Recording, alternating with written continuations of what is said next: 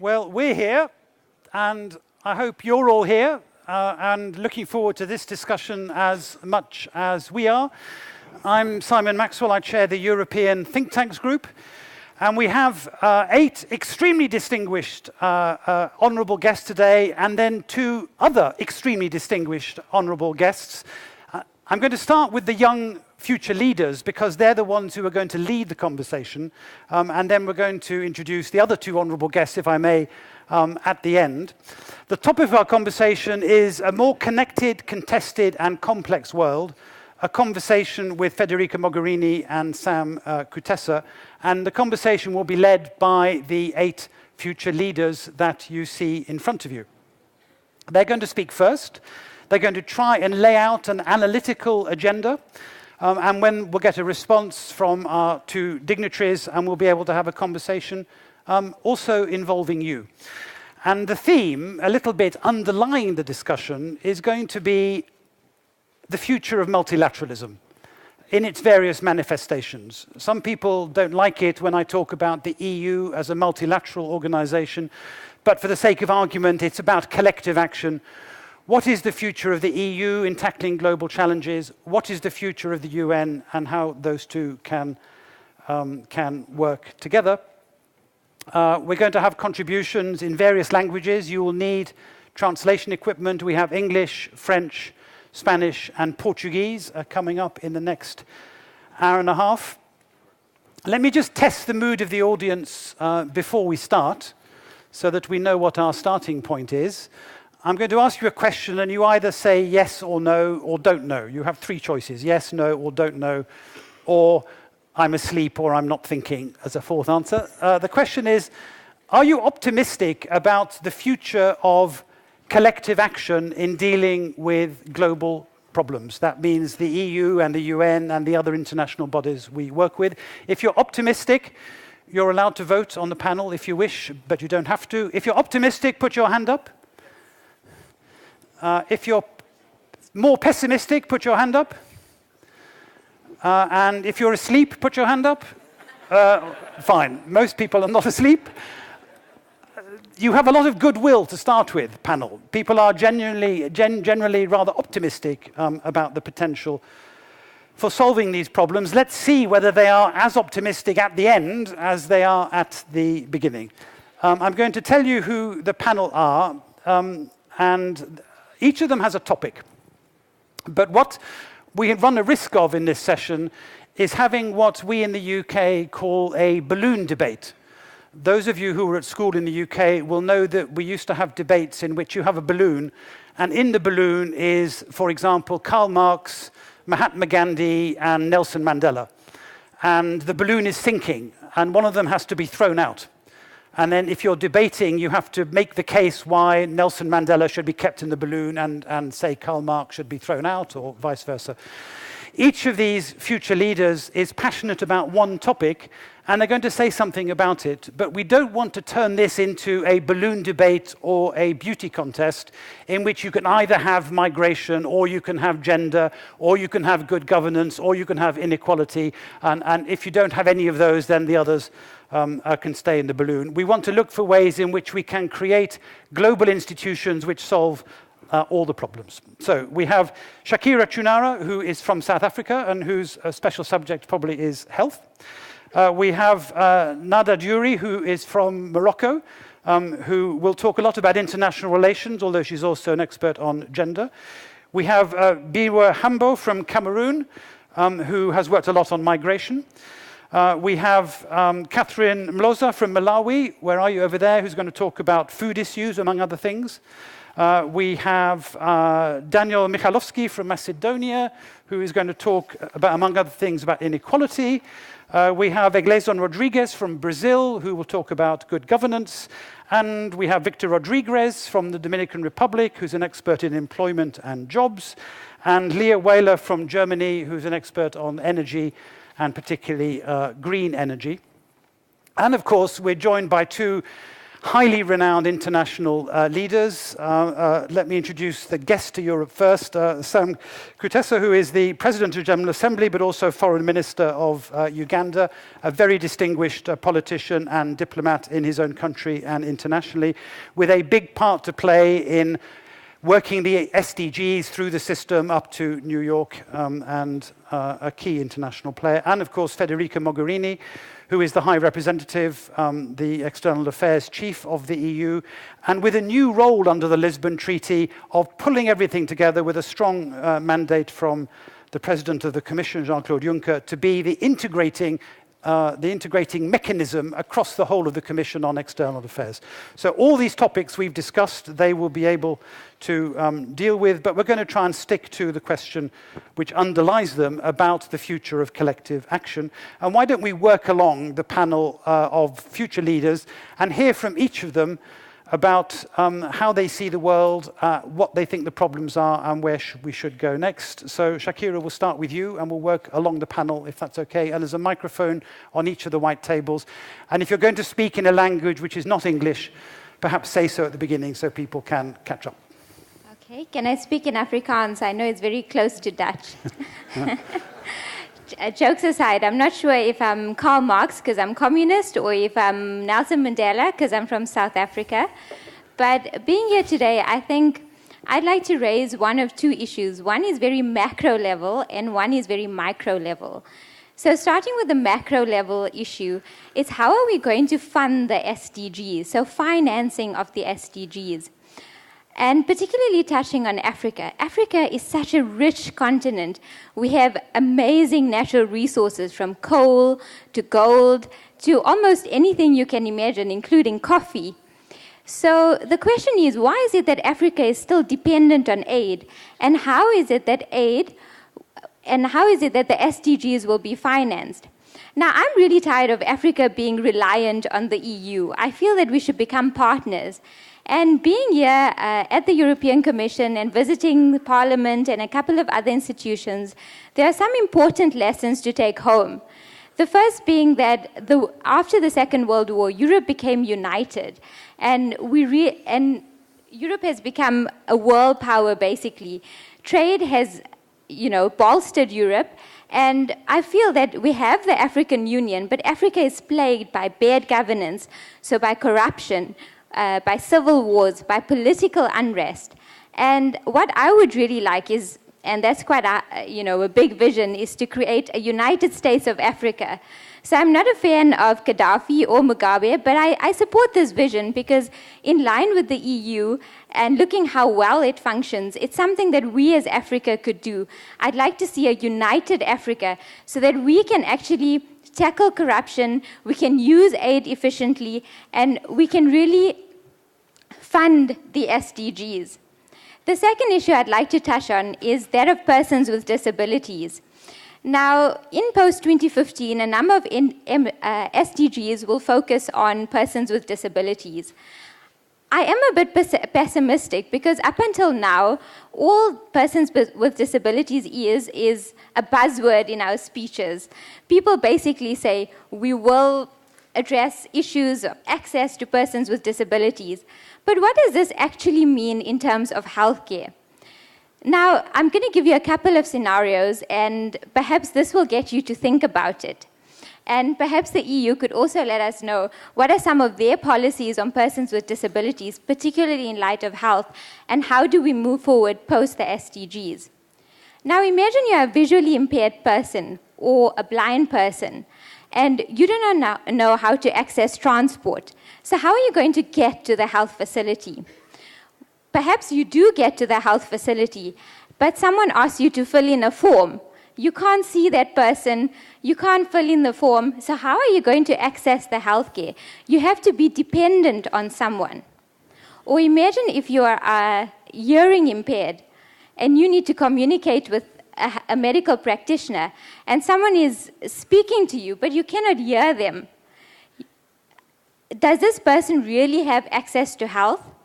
Or what about some health facilities in Africa, for example? We don't have ramps for people in wheelchairs, so they cannot access these facilities. So what I'm trying to highlight is that we have the policies, we have the frameworks, but persons with disabilities are the forgotten populations. We really have not focused on the implementation level. What we need is to look at what disability is, what are the experiences, and how will we really address this post-2015. It is not just related to health, but is related to other aspects. Think about job creation, which is part of one of the SDGs. How do companies want to hire persons with disabilities? They feel that it's simply too expensive to provide assistive equipment, for example. So these are just some of the issues, but I'll hand over to the others to continue. Okay, just before you do, Shakira, you asked about financing the SDGs. You said Africa is rich. You identified a particular niche, a problem, if you like, which is access for disabled people. Who's going to finance that in Africa? Are you expecting international support? Are you going to do it yourselves? How would you feel if we ended this meeting with a big conclusion, there should be no more aid? I think we still do need aid because the reality is that there are a lot of contexts in Africa that are just not wealthy enough. But on the other hand, I feel that Africa needs to stop being dependent on others. We as young leaders here in Africa need to make sure that aid is used efficiently. We need to be raising our own money from our natural resources and make sure that we use this to finance the SDGs. All right, we might. Thank you. You're allowed to clap if you want to clap. We might come back to that question of who gets aid and should it be more targeted and should South Africa, which is in some respects a middle-income country, be a recipient of aid. But let's go next to Catherine. Good afternoon or evening to all of you. I'm Catherine Lozabanda. I'm from Malawi. My interests largely loom over two key issues that are close to my heart and close to my continent, especially sub-Saharan Africa. The first is climate change. This is a key issue that has affected quite substantively not only the developing world, but also the developed world. Now, we have had adaptation measures taken at the lowest level possible and mitigation at the highest level possible. At what point do these two meet? That's number one. Number two, the issue of carbon financing has been quite a debate about who wins, how do we actually manage to share, should I say, the blame for climate change and share the responsibility to correct what we have gone through. Largely, I'm interested to hear success stories or basically an analysis of the carbon financing concept. Has it helped, or do we need to look for something else that would perhaps bring in a scale or bring in a balance to global and local reactions to climate change? Secondly, I would like to perhaps build on what Shakira talked about on Africa being largely dependent on aid. Post-2015, I noticed the transition is more to cooperation. How do we successfully cooperate with developing countries? I, for one, look at a situation where we actually invest in developing the capacity of Africa to be able to access not only markets, but to also to increase their bargaining power. We do indeed have natural resources. We are able to produce, but then with what we do, can we participate in a global market? Are we good enough? Are we competitive enough? To me, those are the key questions that we have to ask. And perhaps post-2015, I believe we need to delve into partnerships that are able to develop our capacity as Africa to be able to go beyond subsistence, to go beyond hand to mouth, to be able to actually be competent enough to negotiate our prices, to be on the market and be able to perform business. Thank you. Are we good enough to compete on the international market? It sounds as though you think the answer is no. Personally, being African, I would say we are not there. We are not yet there. We are good producers, excellent hard workers. But when it comes to being able to participate in value addition of our groundnut, of our soybean, our pigeon peas, we have a major gap. Very good. And just on climate change, quickly, because I don't want to hold up the discussion, are you optimistic about Paris? I am optimistic. I hope with objectivity, we can be able to have good solutions that could actually be able to help not only globally, but locally. Because I think at the end of the day, it's who suffers the most, who loses out in the battle against climate change. To me, to my mind, comes the smallholder farmer who depends on rain-fed agriculture.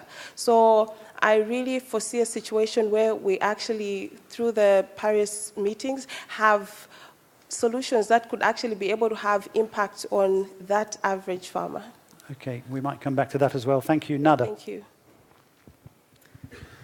Mesdames et messieurs, bonsoir. Je vais parler en français. Donc, je vais vous laisser. Good afternoon, ladies and gentlemen. I'll be speaking in French, so I'll give you a few seconds to gear yourselves up for that. On va commencer par faire un petit tour sur la région qui est Just mon pays. Donc, to let you know where I come from, autour de mon pays qui n'est autre que le Maroc, vers la région MENA. the MENA region around Morocco. Somebody tell us what channel English is on. I think it's 4. English is on channel 4, that's correct. Your Excellency, is that okay? 4? Okay, Nada. Carry on. Okay, no problem. So, nous allons faire un petit voyage tous ensemble. I think we're going to go on a little trip together to the countries which adjoin De la région MENA. my country. I'm talking about the MENA region. That means Middle East and North Africa, the countries around Morocco. Imagine Syria and Libya, for example, with no civil war. Imagine Egypt managing to achieve its democratic ambitions going back to the Arab Spring. Imagine Yemen, for example, without any extremism or radicalism. Imagine Palestine regaining its land, or at least the population regaining its dignity. Okay, this is an ideal, imaginary world, a world we'd all like to see, a world of peace and stability. However, we are in a complex world, a world which we all call into question. It's an interconnected world.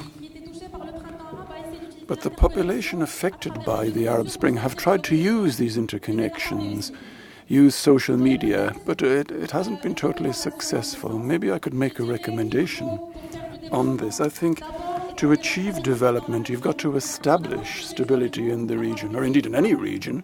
You need stable conditions, and that can only be achieved via effective and strong regional and national institutions which can come together to re-establish stability and thus provide a genuine basis for development in their countries.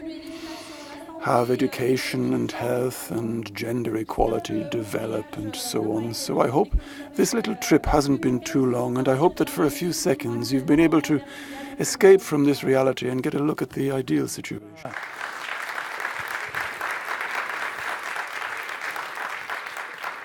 Nada, when we spoke yesterday, you were expressing some disenchantment with the current performance of international institutions. Yes. Would you like to say something about that? So, In French, if you like. Yes. Alors, pour ma part, quand je parle d'institutions, Well, when I talk about robust and effective regional and international institutions, what I have in mind would be a reformed Security Council, looking to Mr. Sam Kutesa. I also have the idea of an EU achieving a consensus among its member states. Mrs. Mogherini spoke on video in addressing the European Parliament. She was visiting Israel and Palestine and spoke about resolving the Israelo-Palestinian conflict. You wanted to see a two-state solution with a shared capital, Jerusalem. You talked about a dialogue and a consensus among the EU countries. I'm keen to know to what extent it's difficult to achieve such a consensus. This was something you wanted to see happen. You called upon the MEPs to work towards this after you came back from your trip. So those were the two recommendations I would like to perhaps discuss further after we've had a reply. Bonsoir à tous. Good evening to all of you. I come from Cameroon. I study at the University of Lille, and I also part of a charity that works for the rights of migrants and asylum seekers. And as a young African from Cameroon, I have of questions about migration, especially illegal migration. We've seen it on the news. Thousands of youth drown in the Mediterranean trying to cross to get to Europe. They have no hope in their countries. Studies do not necessarily provide you with a job in Senegal, in Mali, in the region. And these young try to reach Europe at any cost and very often risking their lives. And what is the European Union doing, or the other international organizations, to give hope back to these young people who think that in the country of origin there is no future for them, that their only hope is to go to Europe? This is the general question that I have. And there's another question, and it's the following. What is the EU doing now to manage this crisis on the short run? And what is the EU planning on doing on the long run to give hope? Okay, we're going to just, should we give him a clap? Sorry, we do clapping.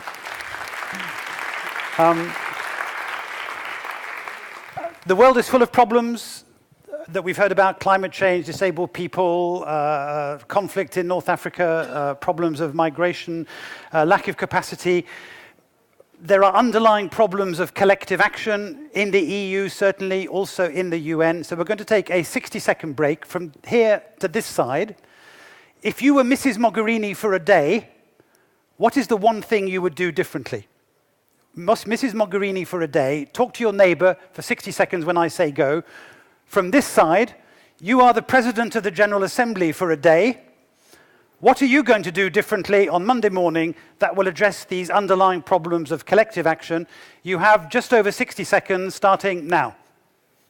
I've got a microphone. I'm going to take 2 from each side. If you can do it in 20 words or less. If I was Mrs. Mogherini for a day, I would. Who'd like to go first? Somebody volunteer? Somebody who is passionate about something? Over here. 20 words. Stand up, say who you are. Hi, I'm a journalist from Portugal, from the national radio. I belong to the African channel. What I would do is simple. I would take off the veto right. Okay, thank you very much. Take off the veto right. Somebody over here, anybody? Yes, stand up, say who you are. Okay, my name is Doris Manu. I study at the College of Europe. I would do a treaty change, have an EU army. You'd have an EU army? To intervene in crisis, yes.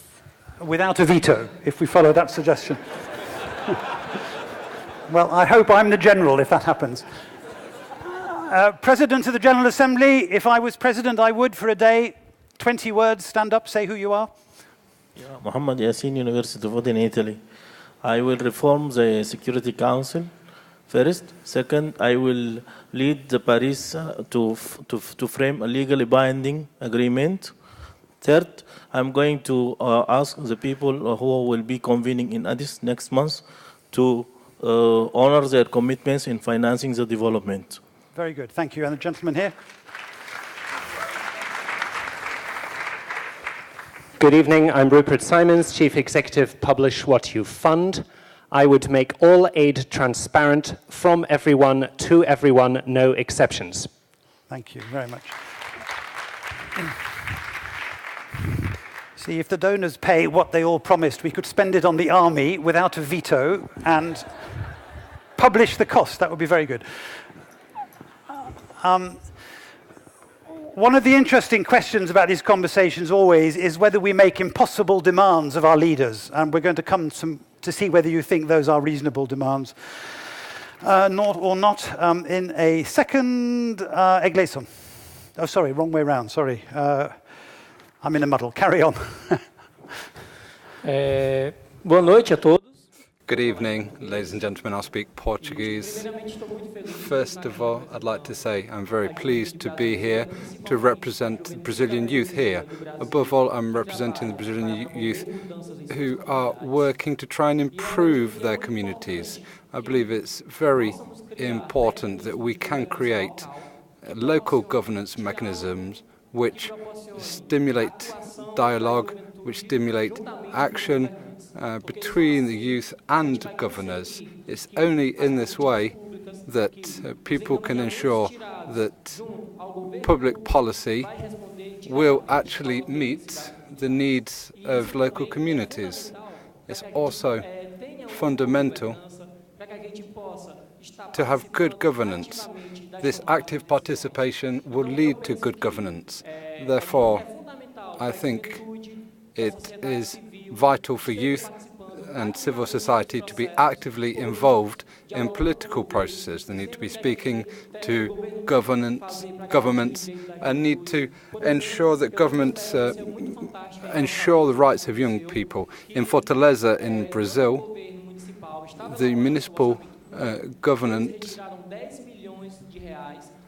removed 10 million reais from the budget for young people to allocate it to marketing. There was a range of movements who came together with different groups as well, and they mobilized both online. They met with public policy makers, and they said that the priority is early childhood. You can't take 10 million reais away from early childhood for marketing. So this was a very important example of something that took place in Fortaleza. People were involved, the community were involved, actively involved.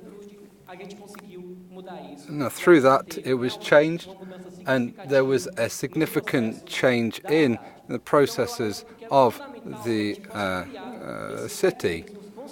People need to be able to create these mechanisms which ensures this dialogue between civil society and governments. That's the only way that people can guarantee good governance. Now, two questions for the European Union. Firstly, which of the are the mechanisms that exist here in the EU that create incentives for youth to bring them into the decision-making process? Secondly, how to eliminate the obstacles for wider youth participation in public policy making. Thank you. Very good. Is this problem in Brazil a problem that, is it our problem or your problem, I suppose, is the question. Is it an EU problem or a UN problem that the political process in Brazil doesn't work? Is there something you would want the EU to do? This is not a problem that's limited to Brazil. It exists in all communities and all processes. We need civil society to be involved everywhere. It's not just a problem in Brazil. It's seen in developed countries as well. There needs to be transparency, there needs to be freedom of information, so that and we need to ensure opportunities for the youth to participate. Thank you very much. Victor. Mi nombre es Victor Rodriguez. I'm Victor Rodriguez. I'm 33 and I'm from the Central American Republic. I work in the Trade and Industry Ministry, and I'm responsible for projects to deal with competitiveness of SMEs. I was in a panel on decent work this morning, and we talked about that. In particular, it's a question of opportunities for young people.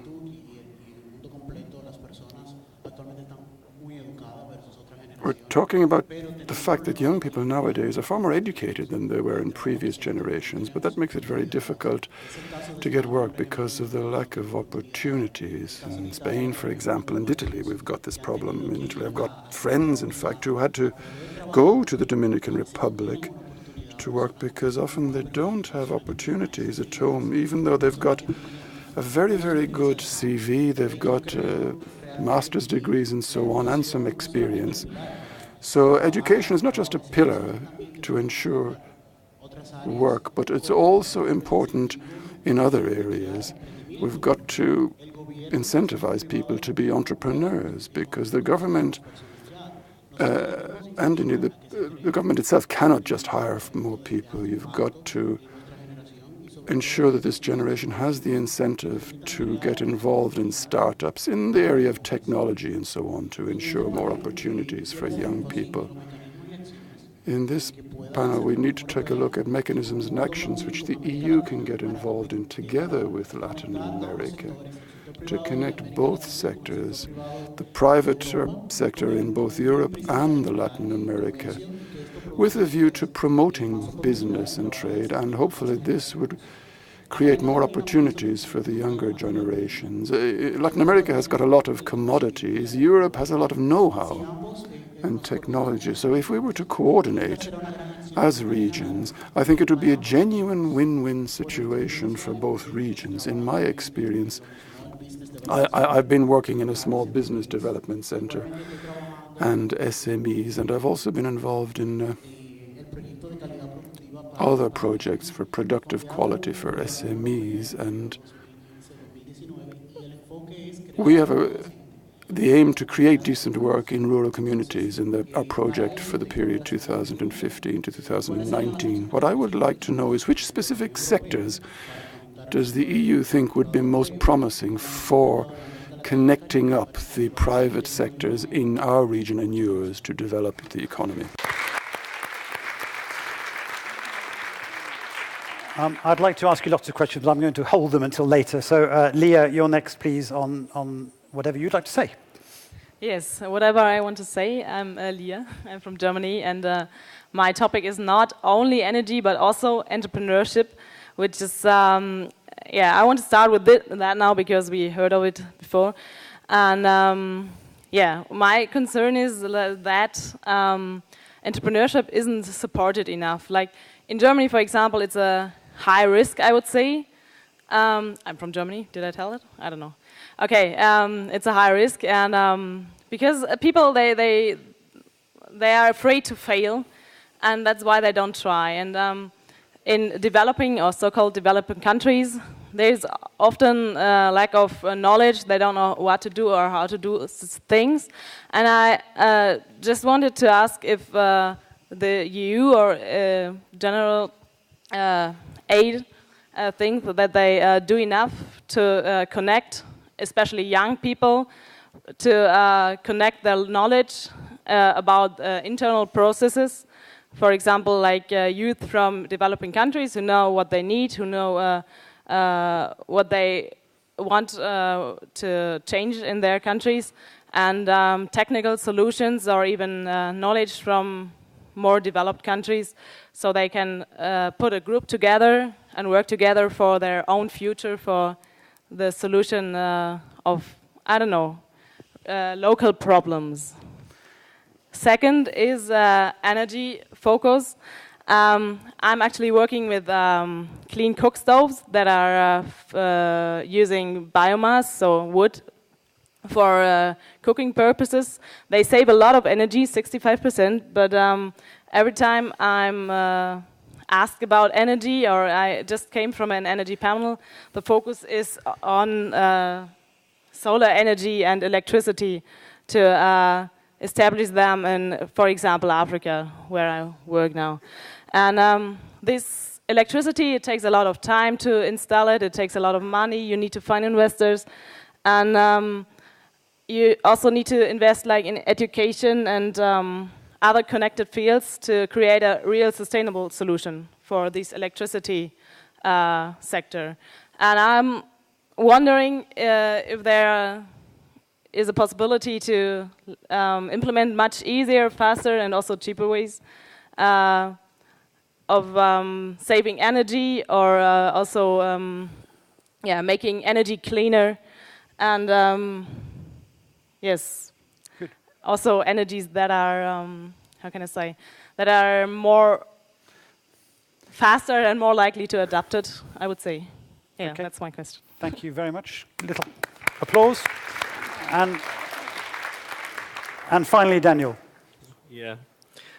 I'm Daniel from Macedonia. I grew up in SS Children's Village, Macedonia, and I have campaign for supporting the young people without parents or parental care to find a job. And I think the governments must to help all vulnerable peoples. I have a positive experience about youth without parents from my country. The government in Macedonia employ 100 people without parents or parental care. And the next about my campaign, I would like to support the private sector to employ young people without parents or parental care, because it's not solution only in government institutions. And then about income inequality, so many young people who are now graduated and goes to master studies doesn't can work or have work with secondary school. Thank you. Very good. Thank you. Hang on to that. Let me summarize where I think we've got to. We've heard 8 voices from 8 different countries, all of them expressing a concern for social integration and advancement and the possibilities of young people and the democratic participation that they want to have for all young people, whether they are with job, without job, and with disabilities or without. And that makes life a bit complicated. And this question that I started with, what can the UN do about all this and what can the EU do? And I want to start with you, Mr. Kutesa. You can be Mr. Kutesa for a day or even a week or a month or forever, but you're also President of the General Assembly this year. I'm very curious to know whether you've heard anything that is not in the SDG framework, and the Zero draft was published this week, and where you think the limits lie of what people like this that we respect can expect from the UN.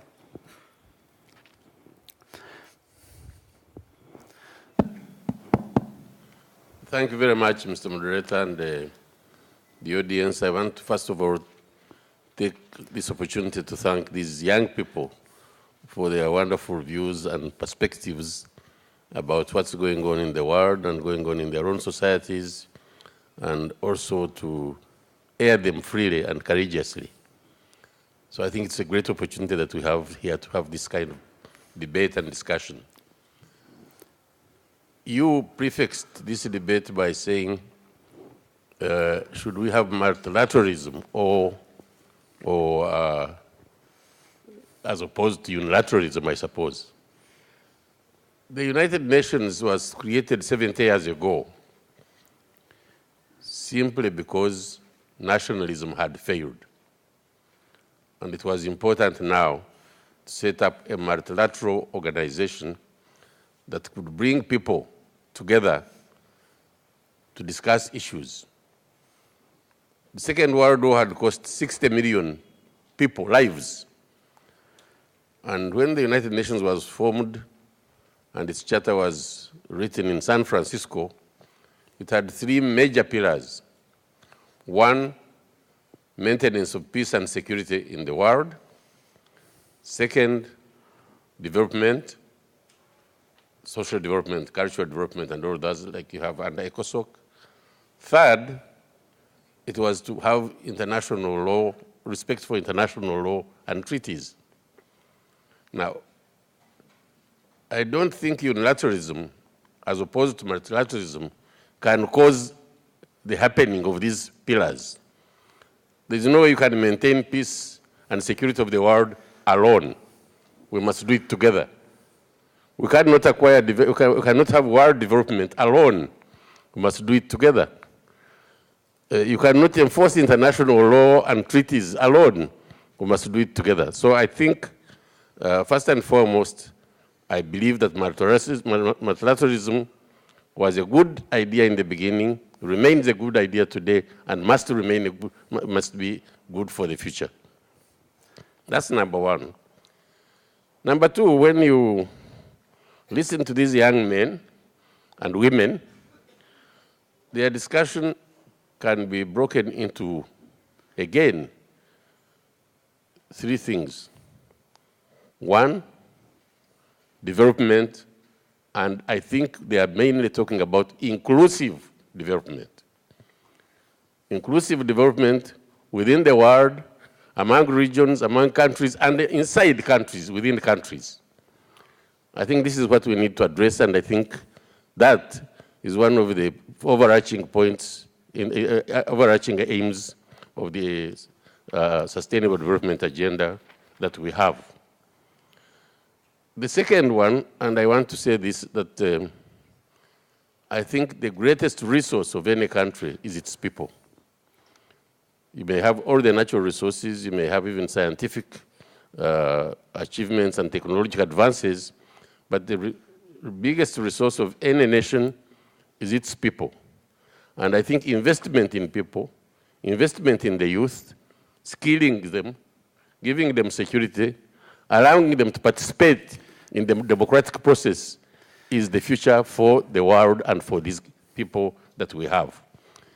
Now, talking about, for example, funding of SDGs, Shakira started by saying that Africa has a lot of resources, natural resources. Again, I want to say, while that is true, Africa's biggest resource is its people. And now, even more so because it has a hugely young population, which we can skill, which we can retool, and prepare to take on jobs as long as we have participatory democracy, as long as we have inclusive growth. Now, the financing of the SDGs, obviously, as I've said before and I repeat, aid or official development assistance will be necessary to finance these SDGs. And I want to take this opportunity to congratulate the European Union on committing to paying the 0.7% of their GNP as official development assistance. But let me put this point across.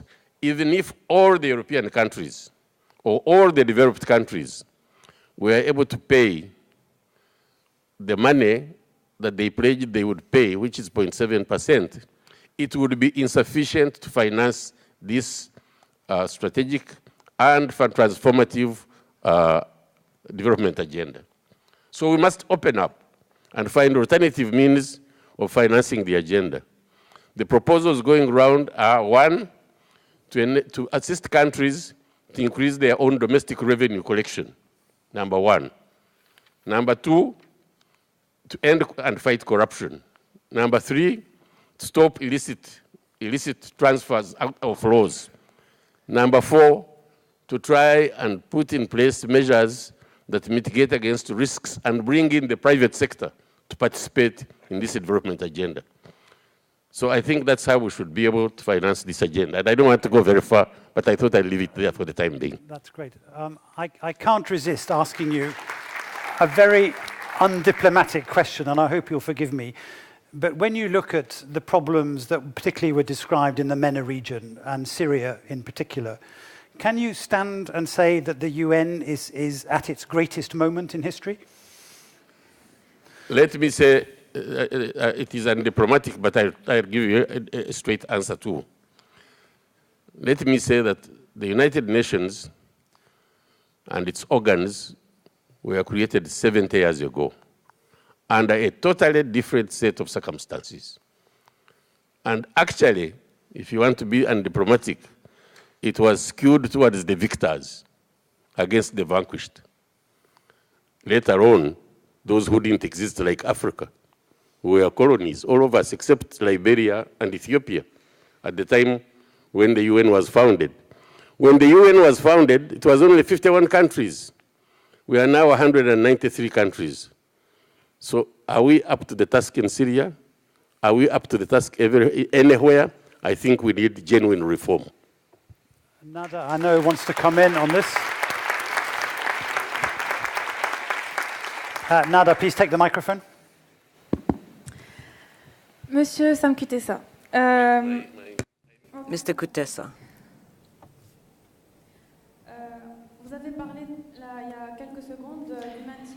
You just spoke about peace and security. This is one task of the Security Council.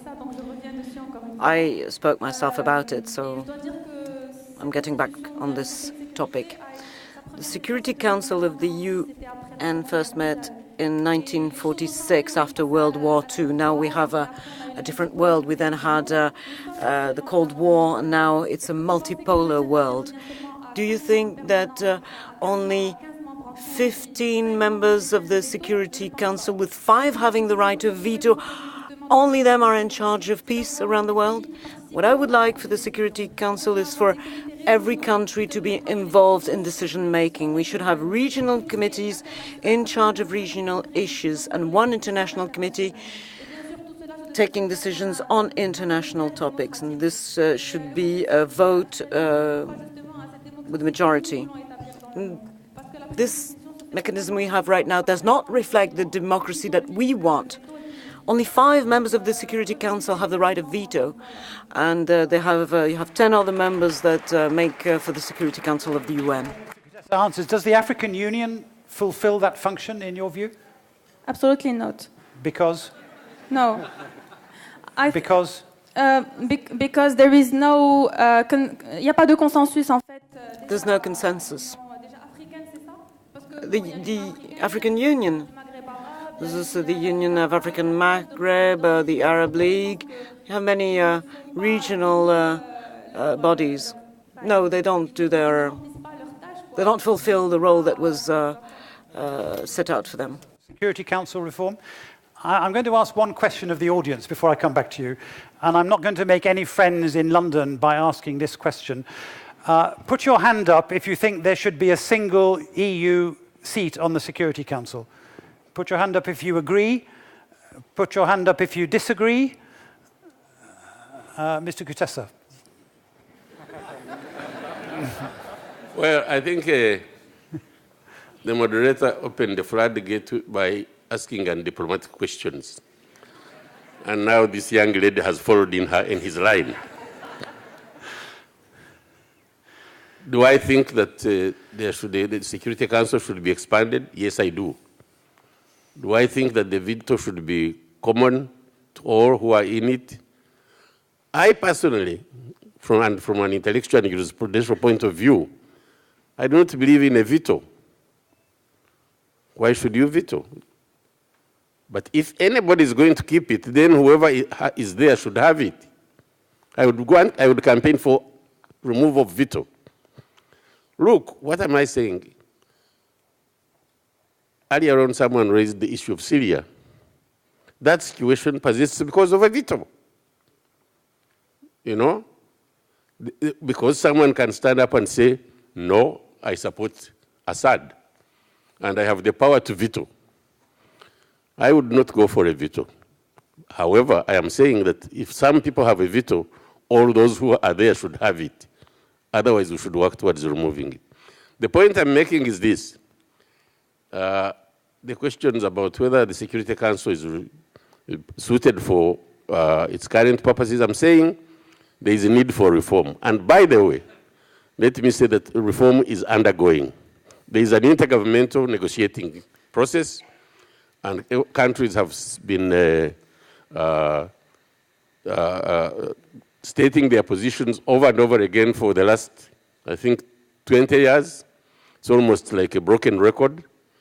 But this year, in this session, we have said, let's move forward and have a text-based negotiations so that we bring together these positions, look at the similarities, narrow down on the areas of non-convergence, and then negotiate those. So I think the process is underway, and I don't want to prejudice it. will you come back next year and tell us how you got on? Mrs. Mogherini, you've been fantastically patient, but a number of, you know a lot about unanimity, but also this issue about should there be an army, should there be a veto that came up. How do we construct collective action in Europe? There's plenty of questions, and first of all, let me thank you for plenty of inspiring thoughts I've been listening to, and also a word of encouragement and sincere thank to all our young leaders. Let me tell you that I've been sitting in your place not that long ago, but quite some time ago. I understand perfectly well how you feel, bad and good things, and also the thrill of being on a stage, sharing your thoughts, and the thoughts of your communities, because what you say is the result of processes that are real, and that you bring with us here and share, and this is extremely valuable. It's not only your thinking, it's your experience, and it's the experience of your people around you. But also a little bit the sense of frustration that you might feel when you get off the stage and go back, and somehow you come back with excitement, having done a great experience, having learned a lot, shared a lot of thoughts, but also, you know, and then the next day, things don't automatically change. That is part of the complexity we're discussing about, but let me say that I really believe that the role that you can play as young leaders that are not future leaders, are leaders of today, is key. Because normally when you're young, everybody tells you, you're the future, no, you're the present. And without you, transforming the world that we have today, and of which we see all the limits, is not possible. Still, changing the world of today is possible, and I think that as it is possible, it's our moral duty to do it. But we cannot do it without you being leaders of today. This is just to thank you, because really, I think the energy of change is there, and this shows very well that, I mean, sometimes we take the view of Europe still being at the center of the map. That is gone, long ago. This doesn't mean that there is not a space for Europe in multilateralism, I'll come to that, but this means that we have to partner, many of you said that, we need to develop into a partnership. Latin America, Africa, we need to move from the donors, recipients, the Eurocentric approach, and develop a network, a web of partnerships. I think this is the right way of moving towards multilateralism that works. With strong regional organizations, with the most difficult thing to build, and Europe is the experience of that, because we've built it after centuries of war, and still with a lot of tensions when we have to build consensus. I'll come to the veto question. When we were consulting, what would you do in my place, what would I do in your place? We found out that basically the challenge of our work is building consensus, building bridges, creating the possibility of taking decisions that are not a zero-sum game, but are win-win situations for all. Veto, I do not have the power of changing the treaties like that. That's, you asked what is beyond possibilities. That is beyond possibilities. Even Mr. Cameron can't do that. Europe also is complex and interesting. I cannot do that. I'm not even sure I would like to have the possibility of changing it like that. Because, I mean, if we're arguing if it's right, if some have veto power in the UN Security Council, would it be good if one single person in Brussels can change the treaties for all the European citizens? I don't think it would be any way right. We have an inclusive, participatory process. Try to. But we already have some instruments in the treaties we have today that do not require unanimity, and we can use them. The example on migration we're trying to put forward is one of them.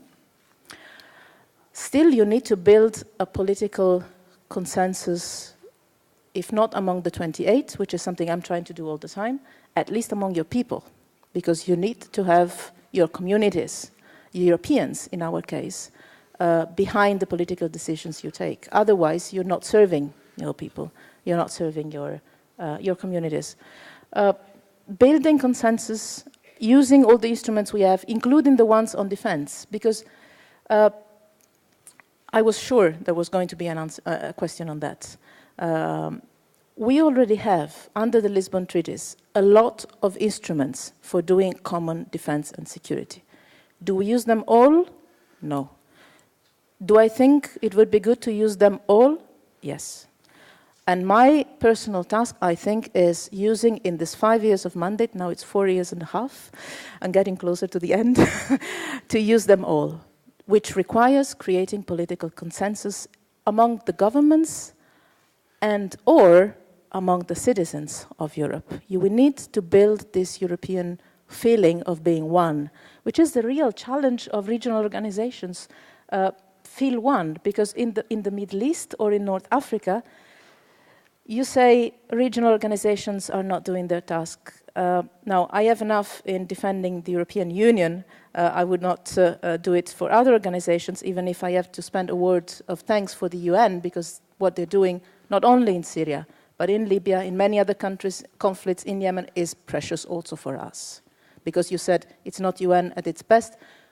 The world we live in, it's not humanity at its best, let's say so also. But would it be easy for the people of your region to unite? Can we interact this freely? I wanted it would to be great. I want to ask Catherine Mbewe to come in on a particular thing which you said, including on this. But then I don't want to escape all the you have other things. Great questions they have asked. All right, we have time. Yeah. Let me bring them in first on that. We have another half an hour. You talked about climate change, Catherine Mbewe. You talked about migration. Both of those are issues which are really contested in Europe still. And Mrs. Mogherini has talked about the need to create consensus and build the European spirit. So if we give this opportunity to you on this platform, a message to Europeans that would support Mrs. Mogherini's effort to build consensus on climate change and on migration, what would you say to Europeans that they should think differently and do differently? How do we make the case for the changes you want to see? Catherine, do you want to go first? Yes. Largely, I would want to center on two things. Firstly, it's basically looking at the overall contribution of greenhouse gas emissions to the ozone layer and how it affects the globe. I think we have to get to a point to increasing, much as you'd find that the mitigation measures are expensive, we have to get to a point to investing in greener technologies that actually preserve energy and reduce the amount of greenhouse emissions. The other thing that I think I would really want to pass on is the issue of adaptation, especially at the lower levels as possible. If we could increase in building the capacity. I really love what Sam Kutesa said in investing in people. And nowadays, climate change has made development complex in that it is no longer just about putting seed in the soil, but you have to look at the weather patterns, you have to look at markets, you have to look at nutrition, you have to look at if your crop has failed and you only planted one thing, what next? What do you do? So if perhaps we really cooperate to invest in climate change adaptation, we have good climate smart agriculture technologies that I believe need to be scaled up within Africa, even beyond to other developing countries that are in need of them most, to ensure that we still are collaborating together to battle climate change. Thank you. But just hang on a second, because I want to come on energy and climate then to Leah. I mean, Germany is so famous for energy window, however you pronounce it, but your commitment to green energy. But some of your neighbors have not done that, and there are also some costs for Germany. So how do you answer Mrs. Mogherini's question, building consensus for the kind of win-win green technology that Catherine has talked about? Actually, I didn't quite get the question. Why do some people accept the argument for active, rapid action on climate change, and some countries don't? And how would you make the argument to support Mrs. Mogherini's political effort? Yeah, I think it's just an economic reason, kind of. So when I look into the future, I want to have, like, I'm seeing that climate change is coming, and that when I invest in green technologies, I'm not only investing in climate, but also in my economy, because it also saves energy. But some countries may not have the most developed, the most developed facilities, so they need to invest more, and they don't get that much out of it.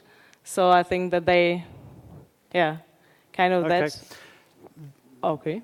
Thank you. There are winners and I'm sorry. losers. Burma on migration, and then we will ask Mrs. Mogherini to pick up some of the other issues. We need to make the case for Europe to be better, I think, is the question we're discussing. And you've raised migration as a big issue, and presumably you understand why people are nervous about migration. So how can we change the argument? Je pense que Well, if we look at the UN and the European Union as they stand now, I think they've got to assume their responsibilities and ensure that we make further progress towards a world where migration is a right for all. Because the right to migrate is a fundamental right, and it's in the Declaration of Human Rights. However, on the ground, the reality is very different. Why do we have this contradiction? Why do we have this paradox? I would suggest then that the United Nations and the EU attempt to ensure in the coming years that migration can become a right for all, and that should be one of the Millennium Objectives, in fact, or Millennium Goals.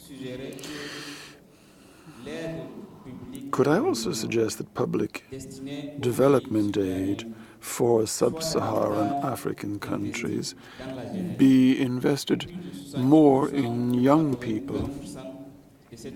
70 or 80% maybe of this aid should be dedicated to projects involving young people. So those would be some of the suggestions I'd like to make. Rini, would you like to pick up some other points? Yes.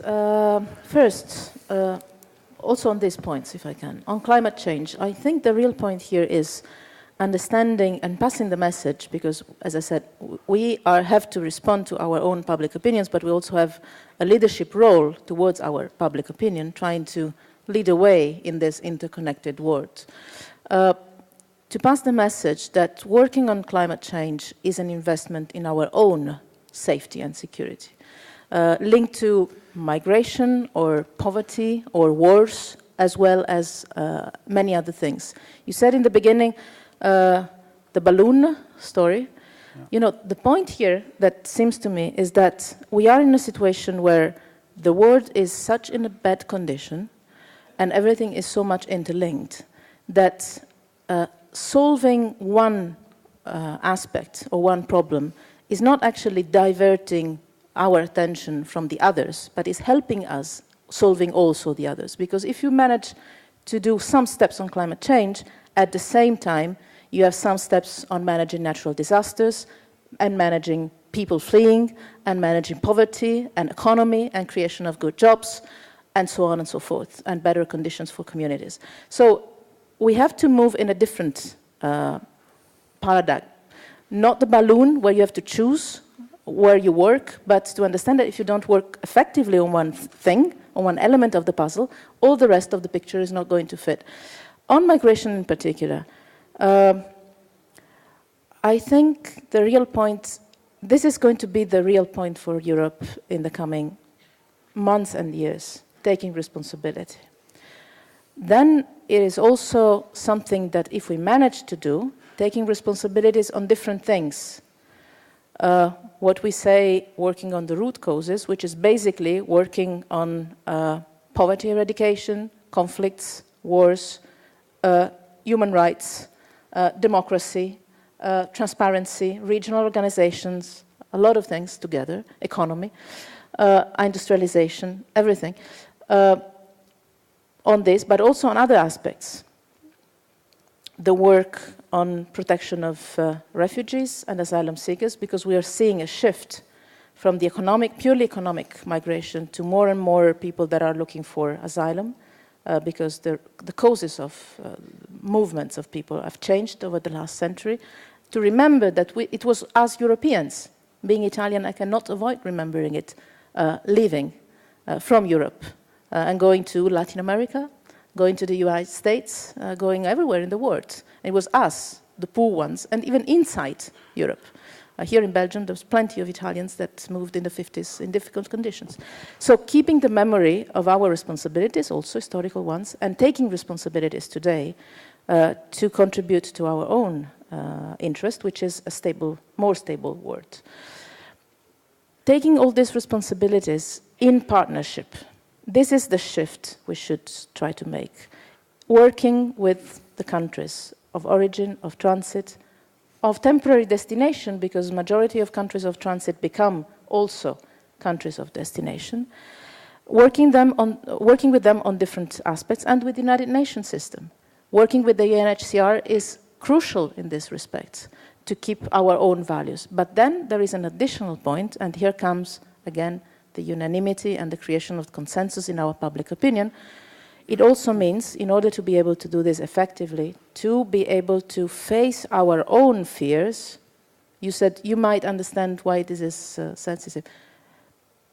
We can understand, but still, this is not a good reason not to face the contradictions of our selfishness, because we are discussing and fighting about welcoming a couple of hundreds from member states, even 1,000 refugees from member states, and we don't look at Lebanon or Jordan, that in much more difficult conditions are hosting 1.5 million people in their territories, with much more difficult conditions from an economic point of view, from a security point of view. So if we are the strong, powerful, rich Europe, well, this has consequences.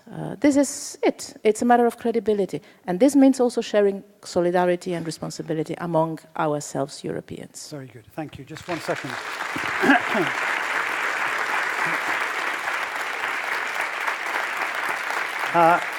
We've got 10 minutes, just over. I want to summarize where we've got to. I want to ask 2 people in the audience to say one quick thing to contribute to the conversation, so we have a bit more participation.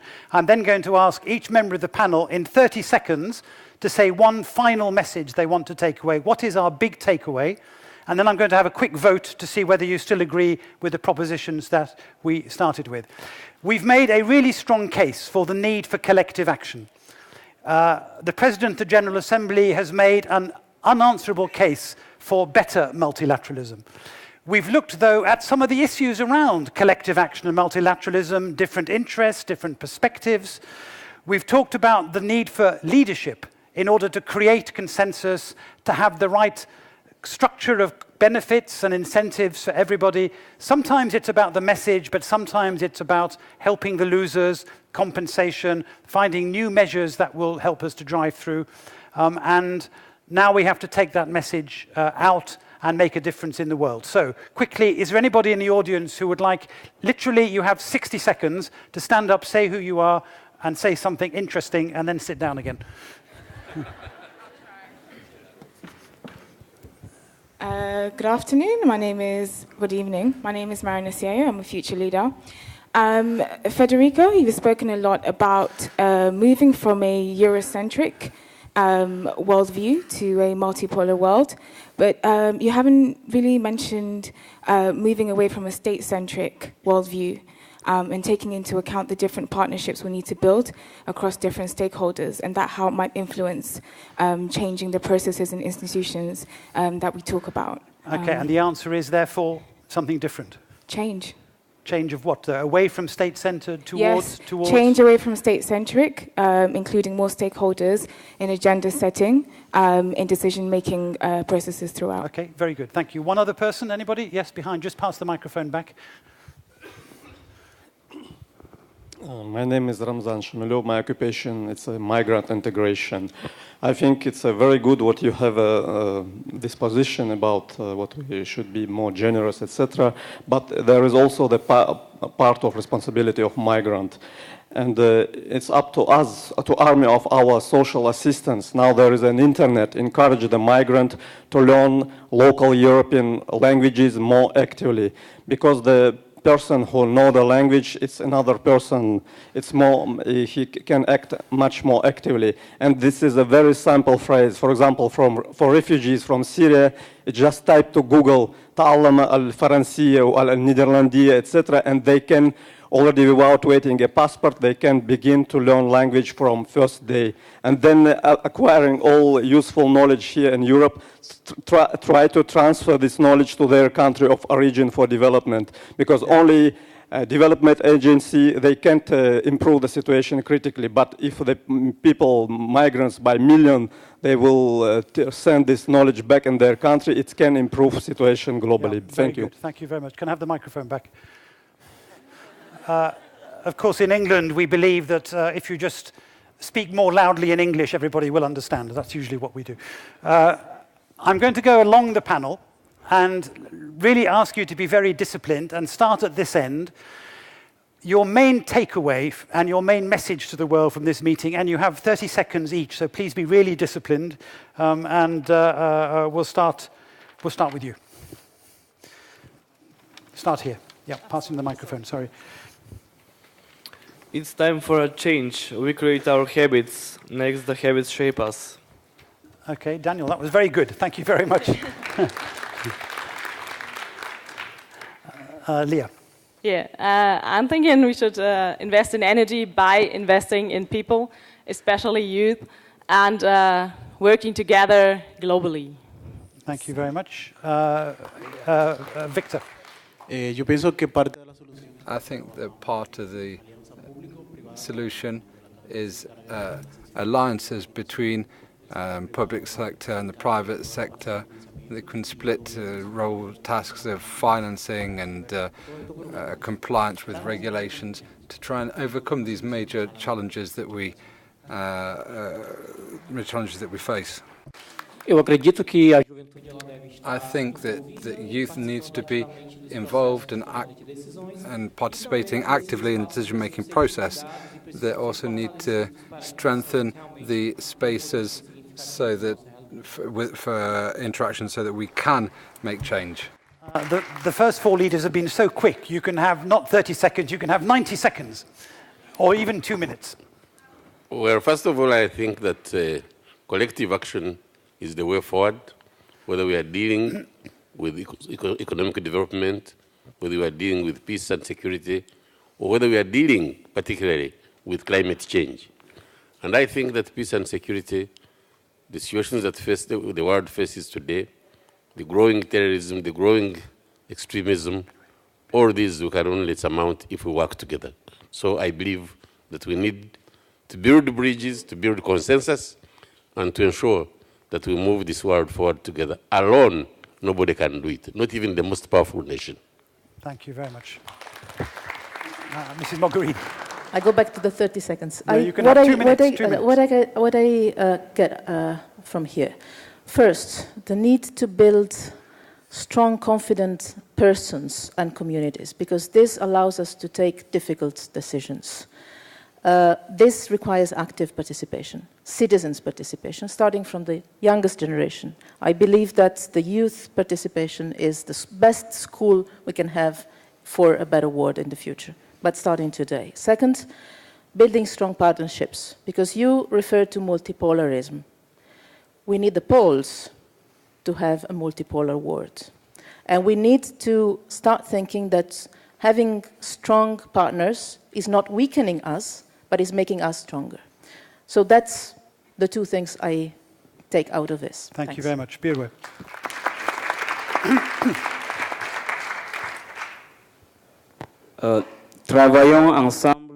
Working together so that migration is no longer selective. We need to work together so that migration is a right for all, for the rich, for the poor, for the Asians, for the Americans, for the Europeans, and for the Africans. Nada. Can I have more? No. Just quickly, on peut pas avoir en fait could we not get a consensus within our regional organizations? The problem is that we can't expect, as developed a regional institution, you began with economic union, then you went towards a political and a monetary union and so on. We haven't got that far, so we can't expect to achieve that type of consensus either, just to reply to the question. And on migration, well, the EU does have a neighborhood policy. In the case of Morocco, well, advanced status was granted a few years ago, so I think what would be good would be to have stability in this neighboring country, a transit country, in fact, because refugees and immigrants are coming through this country to you. So it would be advantageous for you to have these neighboring countries on board to be able to integrate this phenomenon. Finally, one final comment. We would like to see sustainable partnerships. We wanted an altruistic partnership for international cooperation, and we want to see genuinely democratic institutions, the EU and the UN. And once again, I would mention the Security Council, which I think we have to keep fighting for. You do what I do, which is when you want to say 2 minutes and 30 seconds, you just say it faster. Very good. Elizabeth. I'm Catherine. Oh, sorry, Catherine. I'm sorry. I think Africa has largely managed poverty, but we need to get to an era where we partner to increase our capacity to be able to realize economic prosperity. Thank you. And Shakira. I think financing the SDGs will be extremely key. Aid is still very important. I wouldn't have a job if it wasn't for aid.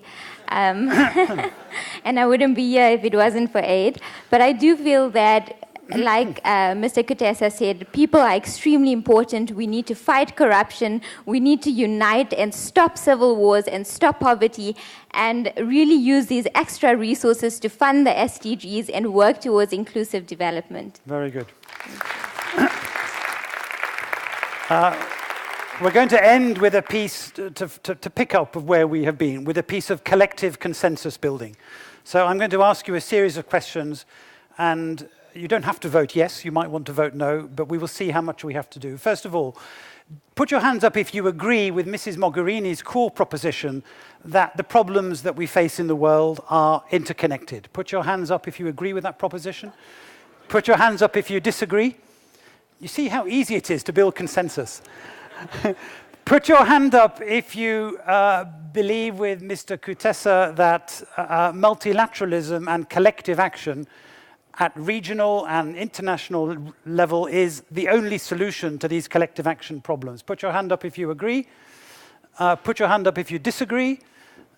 One or two, but not many. Third question, do you think multilateralism faces really difficult problems? I wanted to say, is multilateralism broken? I think that's too strong. But do we face really big problems in building the kind of multilateralism that we want? Put your hand up if you agree. Put your hand up if you think everything's fine. That is the challenge that comes for me out of this meeting. The essential need for multilateralism, but the difficulty of building it, because the consensus that our leaders have talked about actually does not always exist and needs to be built. And building it needs a combination of leadership and of incentives and instruments to do it. Let me ask you one final question. Do you feel confident that with future leaders like the ones we have on the platform, the future of our planet and our society is hopeful? Put up your hand if you agree with that. Put up your hand if you disagree. We have unanimity. That's very good. In a moment, I'm going to ask you to thank the panel, and I'm going to thank you. But just to say that it's been agreed that there will be a photograph for young people with Mr. Kutesa and Mrs. Mogherini on this platform as soon as you have finished. What? No, that's the question. What is the age? Personally, I think anybody, I'm 67, so anybody under the age of 66 and a half is probably young. I think you should probably decide, what's the maximum age of future leaders? Is it 30, 35, 26? Anybody under 30 or 35 who wants to come and have their photograph taken can come. You've been fantastic participants. Thank you all very much, and thank you to the panel.